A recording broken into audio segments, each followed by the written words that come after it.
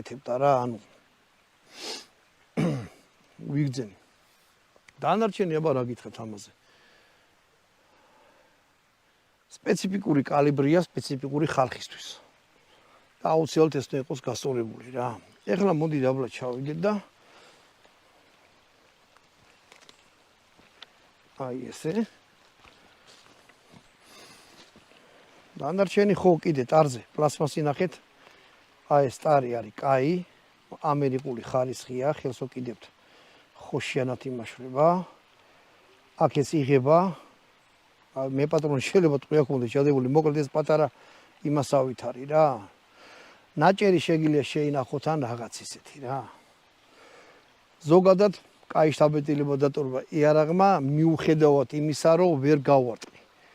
კიდე ერთხელ ვთქვი, მე კეკლუცი ტიპი არა ვარ, ეხლა ეს მე ჩავჭრა, დავიწყო თავიდან სულ და რაღაცა.